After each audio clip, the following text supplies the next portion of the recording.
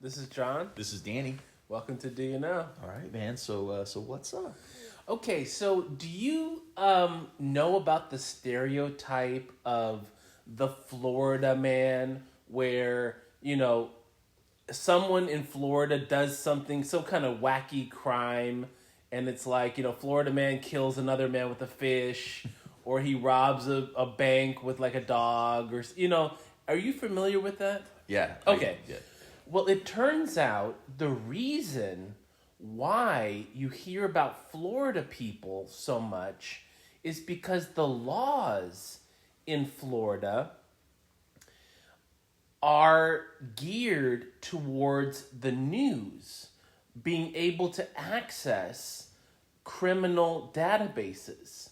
So in other states, it's not allowed for the news to be able to access criminal databases.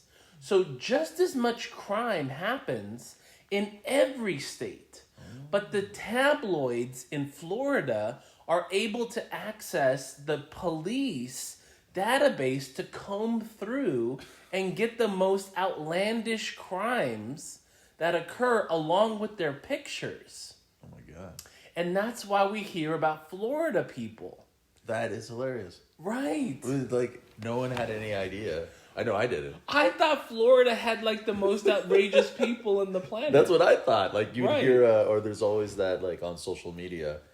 Oh, that must have been in Florida. Right. Oh. Right, but the reason why is because the laws allow the news to get more information from the police.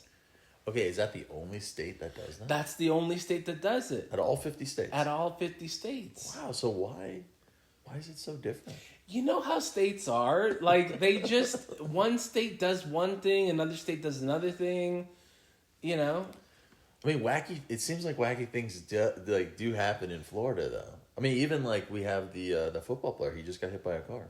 Right. Pittsburgh, I forgot his name, Haskins, I think.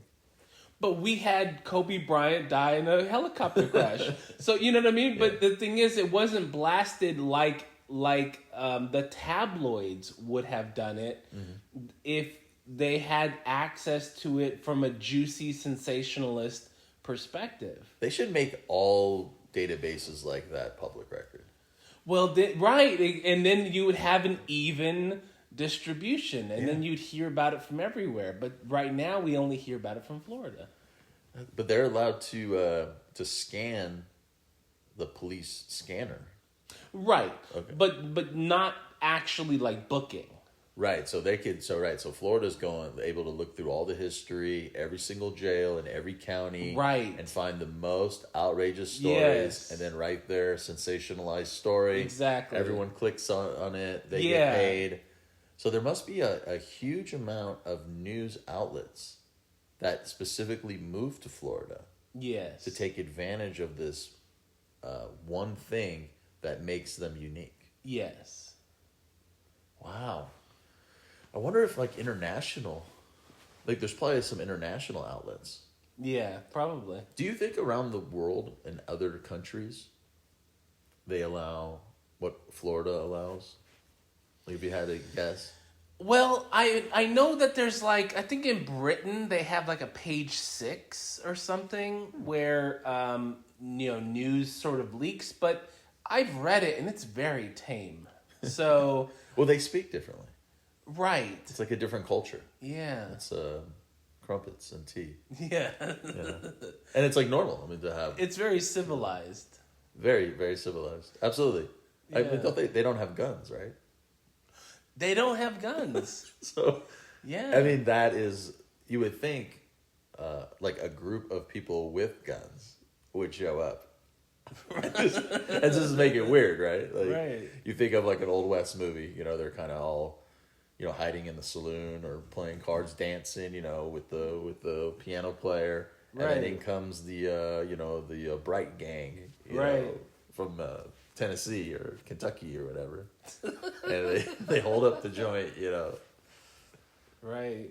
Anyway, that's wild. So listeners, I mean, that's something to think about when you're reading these stories of the fish man, like you said, beat someone to death with an electric eel. That they're combing for these stories. They want to excite you. It's not like that's just the norm and every state has it. It's just they got the playbook available for the public. Yeah. Which is a little interesting if you think about for their law enforcement officers. Because, some of these counties out there, are very small. So imagine if you are the officer who just happens to keep stumbling across the wackiest stories. Yeah. They can make a correlation because they can use your name. Right. That somehow, Officer, Slippery, keeps slipping into these crazy situations. But you make like a cartoon series out of the guy. Yeah.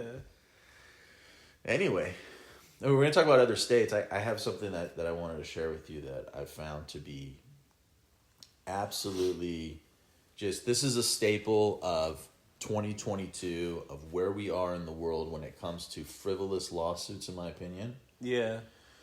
There was a guy in Kentucky who didn't want his company to throw him a birthday party. Okay. So they threw him the birthday party anyway, and he sued them for an outrageous amount of money and won. Wow. So what basically happened, I'm just going to go to the beginning of the story really quick and give you guys so it was on BBC. So a Kentucky man has been awarded $450,000 after his company threw him a surprise birthday party despite his warnings that it would trigger stress and anxiety. So the plaintiff, his name is Kevin Burling, claims that the unwanted 2019 birthday party at Gravity Diagnostics caused him a series of panic attacks. The lawsuit alleged that the company discriminated against him based on a disability. So obviously the company's denying any wrongdoing. So they had a 2-day trial that ended in March, and the jury awarded him $450,000, including $300,000 for emotional distress and $150,000 in lost wages. So if we can sue people for throwing us surprise birthday parties, wow, where the heck are we going? I know. Like, I'm just saying, you go to work with people already. So it's not like you got to work and nobody was there. I mean, it wasn't like you walked into the building of darkness, completely unaware that there might be people there. It's like you already know you're going to run into people. Like, for sure, that's your work. Yeah. You don't work from home. It's not like the office came to his house and surprised him in the bathroom when he, in the morning you got to brush his teeth. Everyone jumped out of the shower. Surprise! It might startle you. He even warned them to not throw him a surprise birthday party, which makes it even more hilarious to me. So he knew it might happen. Because if you're going to warn them... Right, which means there was a reason to warn. So someone slipped at the office. Someone at the water cooler was like, hey, we're going to throw you a surprise birthday party. Don't tell anybody. Right. He's like, whoa. I don't like surprises. I have a problem. So he went to whatever manager, and I'm guessing, and said, hey, whatever. I'm getting older. I don't want to make it a big thing. Let's not focus on age. I don't want a big party. I'm not here for friends. I'm work here. Whatever the reason is. And they were probably like, sure, all right, whatever. And then he got there, and they're like, hey, happy birthday. We got you a cake.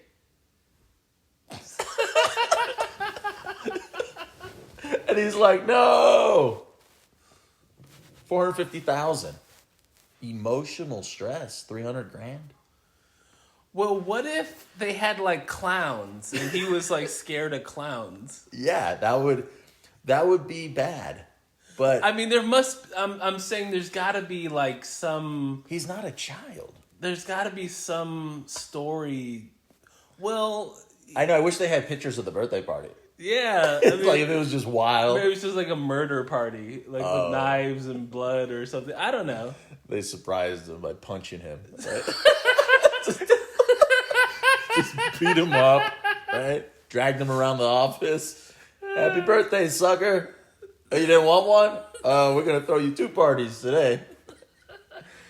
No, but I mean, okay. We are in the present. We're in 2022. We're not in, 1950.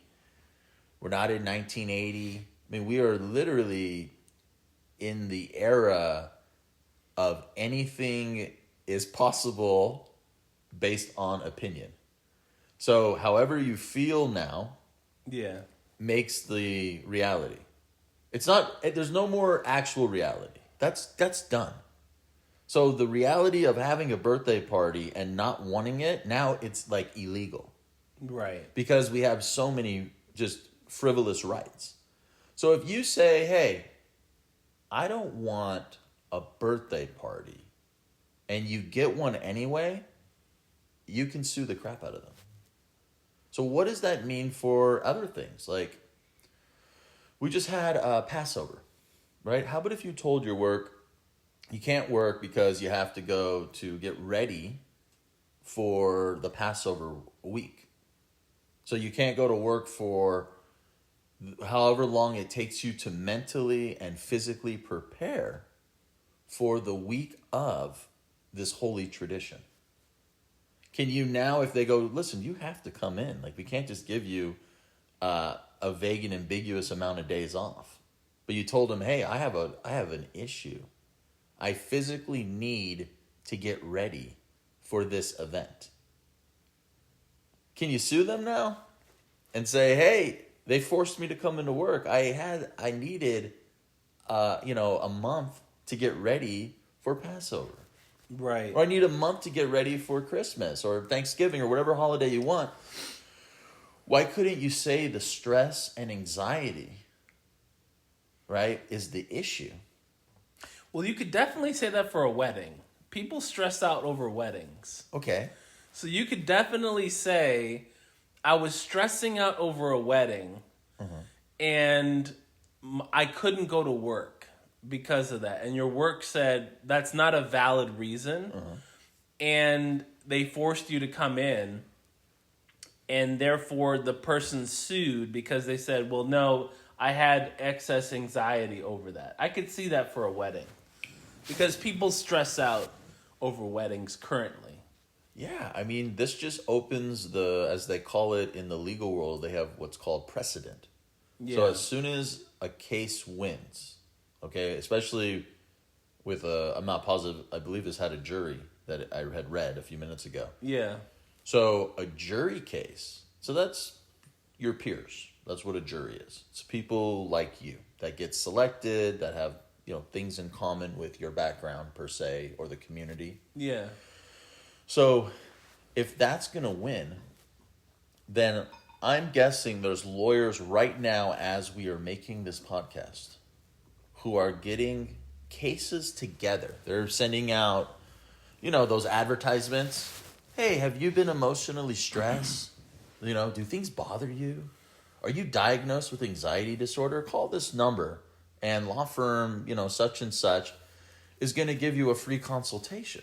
Because what they're doing is they're going to shop for similar situations and try to sue the crap out of all these businesses. So we're going to get this just bombardment of frivolous lawsuits because now there's precedent in the court. And we already had weird lawsuits. This is not the first one. I mean, we had a guy who went to McDonald's and spilled the coffee on himself and sued McDonald's because the coffee was too hot and won.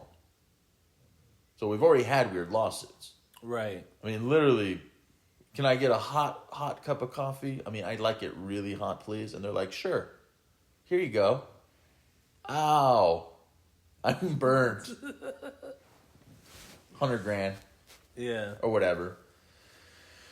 And you have this all the time. That's why if you ever work at a place, I'm going to give some inside information. If you know anyone who works at like a corporate place, they have a policy at 99.9% of them that if someone gets injured, you're supposed to get what's called an accident report and you're actually not supposed to help them. So let's say somebody slips and falls. You're actually not supposed to touch them or pick them up or do anything. You can ask them, "Oh, are you okay? Let me get an accident report." And they're supposed to actually pick themselves up, and then you write that in the accident report that they were able to get up on their own. Ah, I see. To show that they weren't really hurt. Because if they were really hurt, like they couldn't get up. Right. Because if you help them up, it's like, oh, well, they had to get up with assistance. So they may have been really hurt. Yeah. Or you may have injured them more. Right. So they want you to not touch them, but motivate them. Hey, you okay? Oh, stand up. Let's walk over here. Let's have a seat over here. You know, you're supposed to kind of motivate them to stand up and smile and like, how are you feeling? Are you okay? That's like a corporate strategy to try to avoid lawsuits when people get hurt at like a restaurant or a bar or something.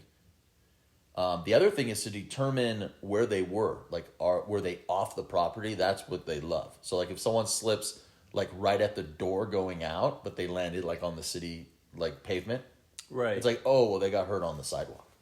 Make sure to put that in the report. Right.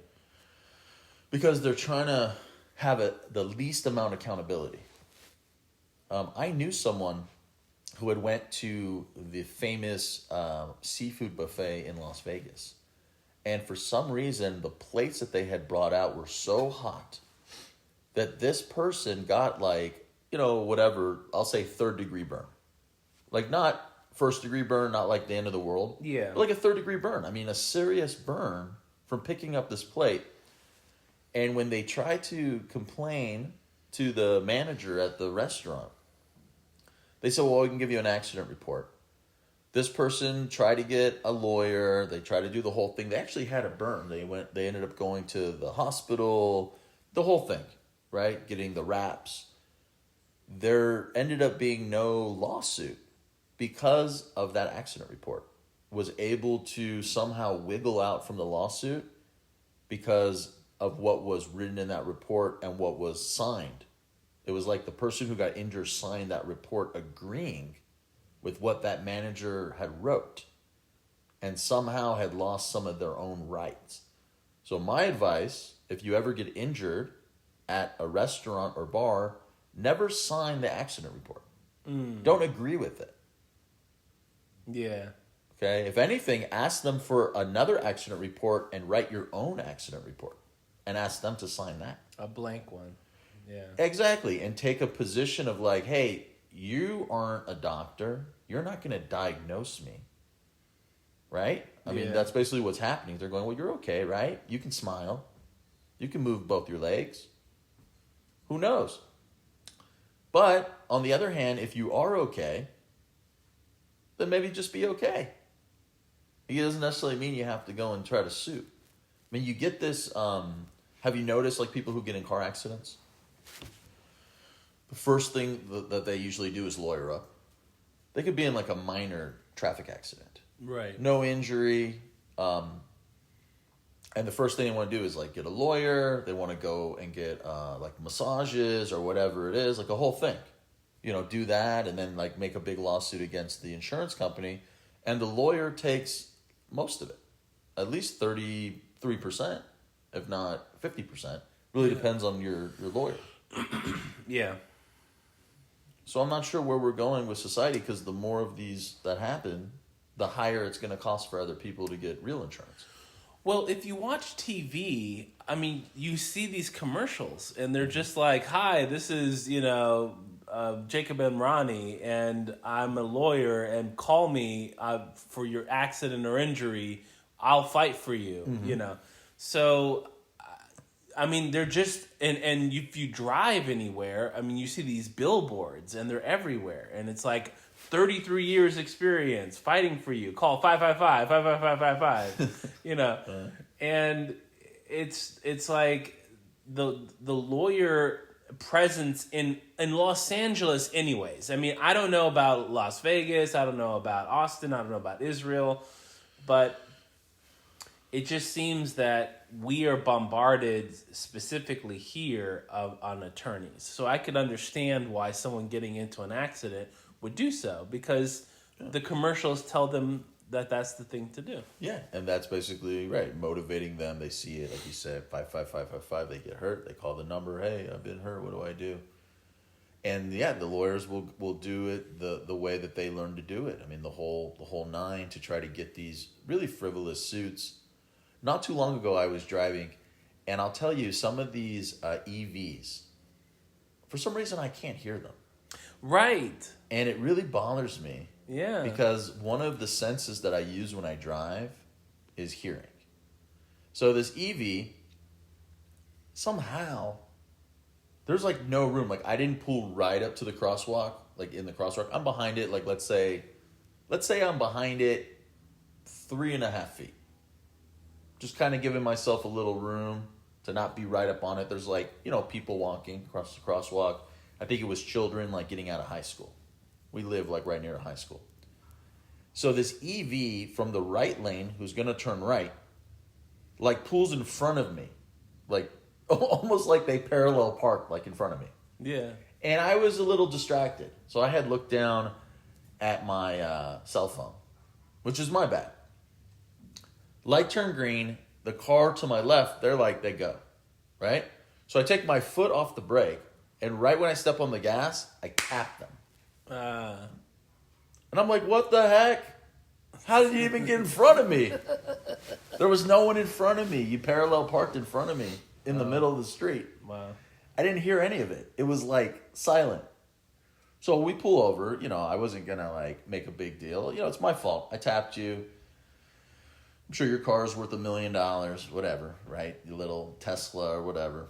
Yeah. So we get out. So it's two kids who get out. And I say, guys, are you okay? I'm really sorry for that. I, for some reason, didn't hear you get in front of me. And he says, yeah, we're okay. And I say, do you want to do the whole thing now? I said, should we call the ambulances and get the 911 and get everyone out here? I go to the fire department. Should we get all the guys out here? Or you guys want to go to the hospital and do this? He says, well, I think we're okay. And the other guy goes, well, maybe we'll just get your insurance in case later on, like, something happens just in case. Right. And I said, no, that's not how it works. I said, we're going to get the ambulances and get you checked out now. I don't want to wait. I said, because unfortunately, who knows what's going to happen when you leave here? I go, maybe you'll get into another accident. And then you'll say that this caused that because you kind of have like a little window.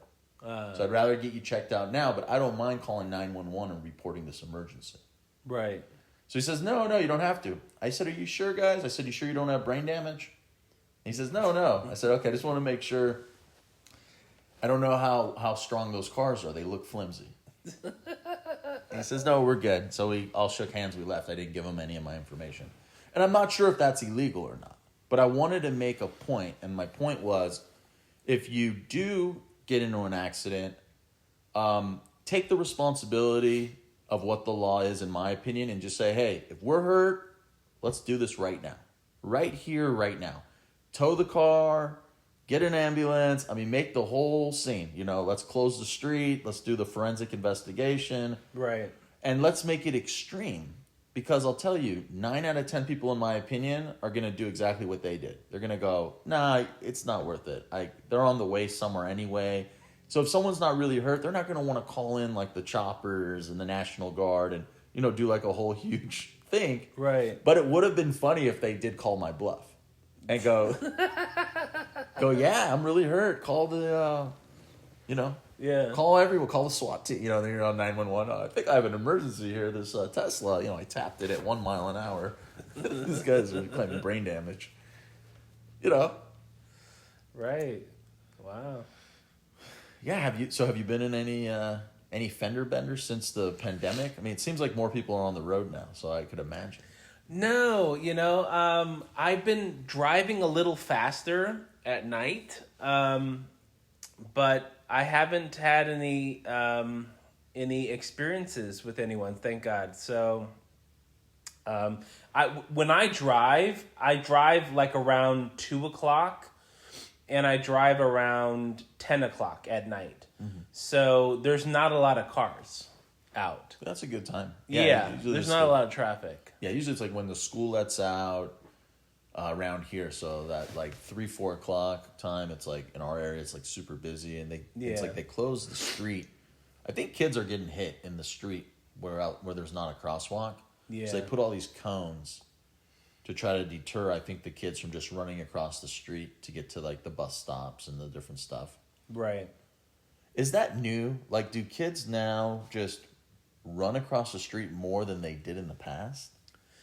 I don't think so. I think like because the bus used to have this little stop sign that would come out the side of it, and it would say like caution, children crossing. Yeah. And so I think that was always the case, that when children get off a bus, they're oblivious. They just go, okay, I want to get to the other side of the street. I'm off my bus now, and I want to cross. Yeah. And so you need to be aware that that's going to be the case. So the buses used to have a stop sign that popped off the side of it, but they got rid of them. They don't have them anymore. I think the listeners, there should be a challenge. I want people to go by like a high school when it's first letting out, and I want you to see the chaos. Because I don't think people are realizing what happens at a high school when that final bell rings. Oh, yeah. The kids are not orderly. Like, you imagine they're in an institution all day. Right. So the bell rings, you would think they would go to the sidewalk and line up in a single file line. Right. And wait for that light to turn green. But I'm telling you, they come out like, have you ever lived in a place that had or visited a friend who had like roaches? Right. And you turn on the light. Yeah. And they just like scatter everywhere. Right. It's like that. I'm telling you, it doesn't matter if the light's red, green, yellow. You got kids, yelling, looking the wrong way. Kids walking backwards. Kids wearing masks. I'm seeing so many kids wearing masks outside when they get out of school. Yeah. It's almost, I feel like, a style now. Like, I would think if I was in school and they forced me to wear a mask all day, that as soon as I got out of school, I would take that mask off.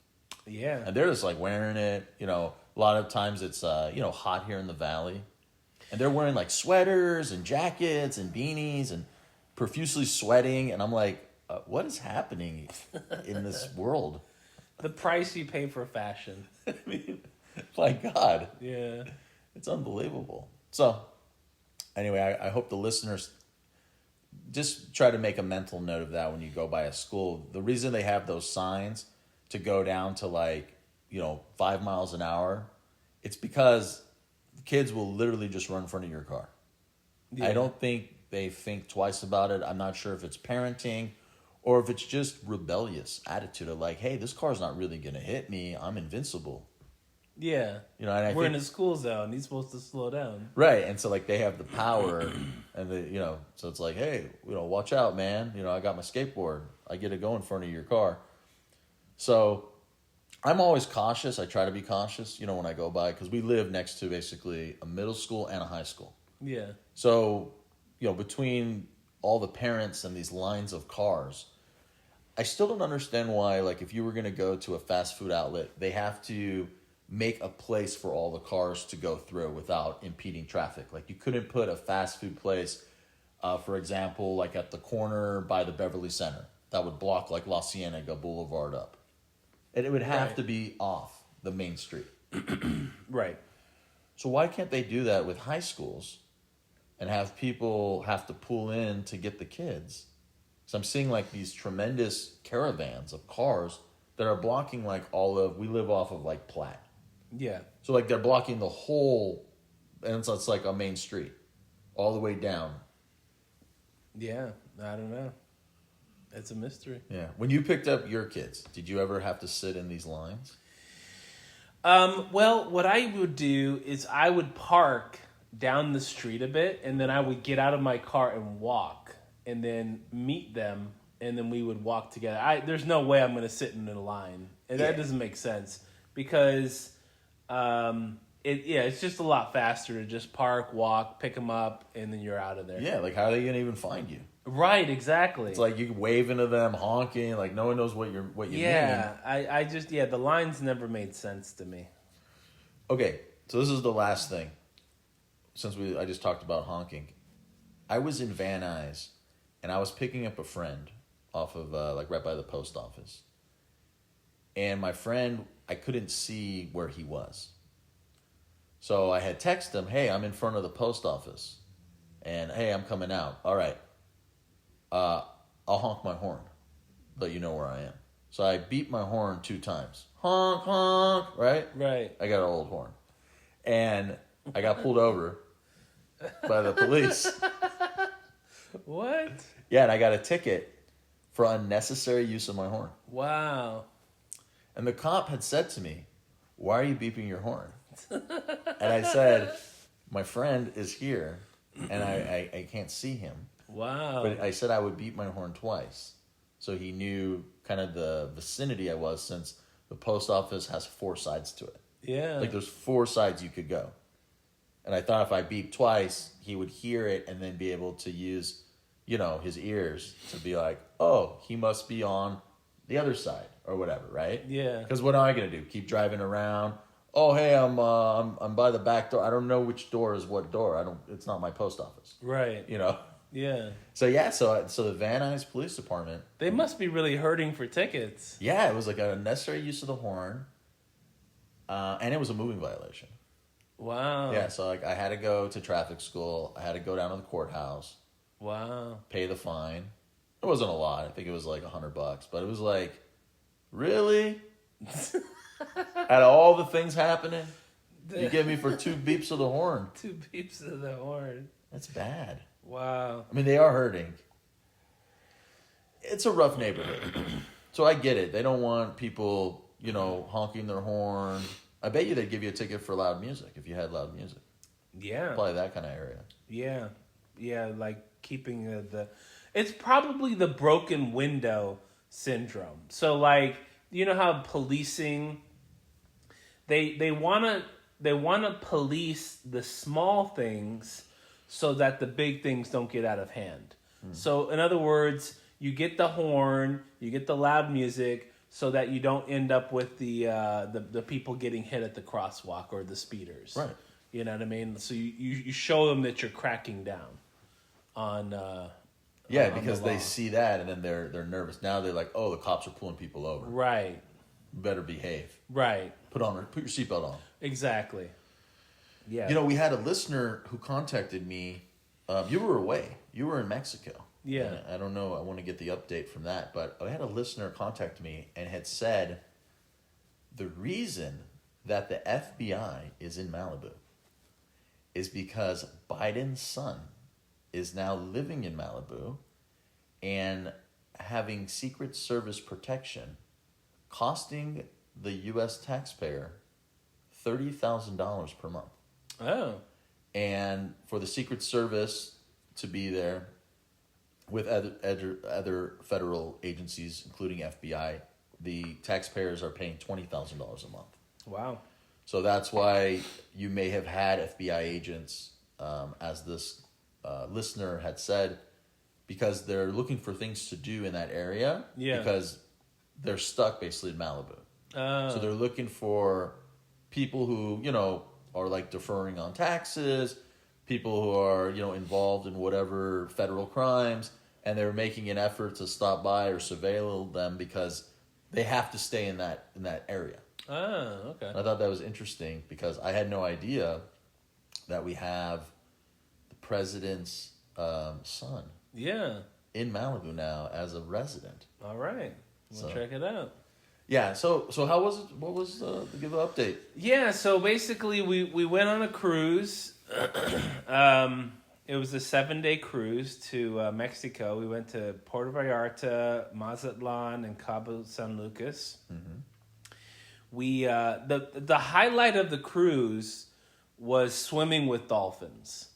It Whoa. was really cool. I mean, we were able to hold on to their fins, and they swam us like super fast in the water twice. Whoa. Once on their belly and once on their back. So we were holding on to their fins, and they felt like latex. They felt like they were covered in latex, like super smooth. Really? Yeah, they felt rubbery. It was really weird. And they did all these like poses with us, and they danced with us, and they made all these noises. It was really cool. I mean, as an excursion, I gotta say, it was probably the best excursion I've ever been on. It sounds really cool. Yeah. I mean, it sounds like they're like super friendly to humans, and we think of animals like being scary. They're super smart. I mean, these animals are like really smart. They're really intelligent. The food, of course, was just smorgasbord level. You just obscene levels of burgers and pizza and all the good stuff. all the good stuff. The view. Yeah, it was just awesome. We had a balcony. Wow. So we had the ocean at our beck and call from our room, and we can just go outside and check it out. We didn't have any stars necessarily because it was kind of cloudy, but yeah, overall I'd have to say that sleeping in and unplugging was definitely cool, and spending time with the family was So was no nice. Wi-Fi, no cell phone. Yeah, we were totally unplugged. Joshua, my son, kept saying like, "Can we buy Wi?" Like he kept wanting to buy it. He kept wanting to buy a plan because he was so unplugged from having the internet, and he had like all these assignments due, and he wanted to browse the internet for pleasure. Just having like withdrawal. Yeah. You never gave in. We never gave in, no, because it was just too important to have the experience, and And to show him he could do it. yeah. And we eventually got back to land, and Plugged right in. yeah, That's great. That's Yeah. great. It's nice to have some R&R, a trip out of the monotony, get a little Yeah. break and all that cool stuff. And I guess maybe we'll leave it on that. yeah. All right, so All this right. is Danny. This is John. We'll see you next time. Peace.